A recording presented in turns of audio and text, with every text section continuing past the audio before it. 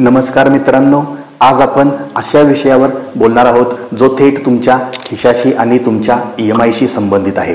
RBIची monetary policy आणि repo रेटमधील नुकतीच झालेली गट। चला तर मग वेळ न घालवता सुरुवात करूया आणि व्हिडिओ शेवटपर्यंत नक्की बघा, कारण इथे तुमच्यासाठी आहे एक महत्त्वाची माहिती। आता बघूया हा रेपो रेट म्हणजे काय। रेपो रेट म्हणजे तो व्याजदर आहे ज्या दराने RBI म्हणजेच भारतीय रिझर्व्ह बँक देशातील बँकांना शॉर्ट टर्म कर्ज देते।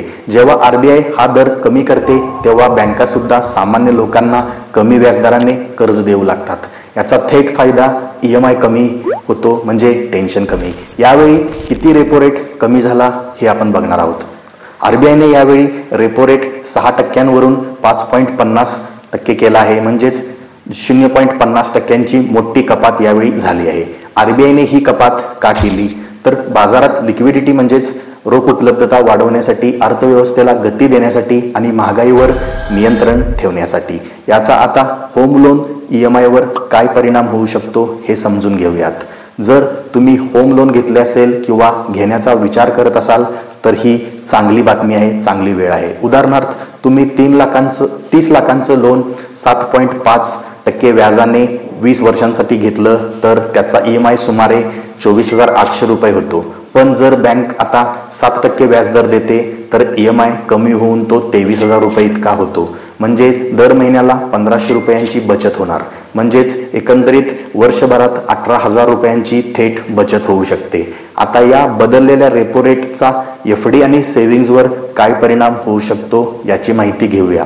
तसं बघायला गेलं तर EMI कमी होणं हे एक चांगलं लक्षण आहे, पण ज्यांनी फिक्स्ड डिपॉझिट म्हणजे FD मध्ये पैसे गुंतवले आहेत त्यांना थोडासा फटका बसू शकतो।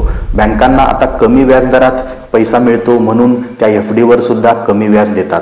जर तुम्ही सिनियर सिटीजन असाल तर म्युच्युअल फंड्स, SIP किंवा अल्पकालीन FD सारख्या पर्यायांकडे लक्ष द्या किंवा वळू शकता। पण महागाई आणि GDP वर या नुकत्याच बदललेल्या GDP रेटचा काय प्रभाव पडू शकतो याचे उत्तर असे आहे की RBIच्या म्हणण्यानुसार महागाई हळूहळू नियंत्रणात येते। यंदा महागाईचा अंदाज 3.7% आहे, पूर्वी तो 4% होता। GDP ग्रोथ 7.2% वरून थोडं खाली म्हणजेच 7%च्या आसपास येऊन पोहोचली आहे।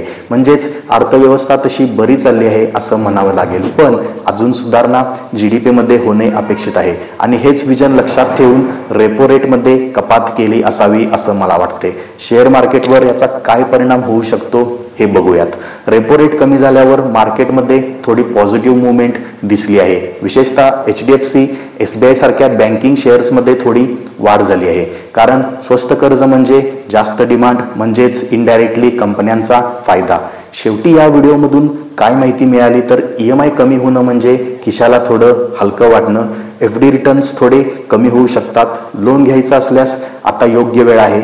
FD पेक्षा SIP किंवा म्युच्युअल फंड्सकडे वळण्याची गरज आहे, पण काळजीपूर्वक, कारण तुम्हाला माहितीच आहे SIP ही मार्केटवरती डिपेंड असते, म्हणून माहितीपूर्वक डिसिजन घ्यावे लागतात।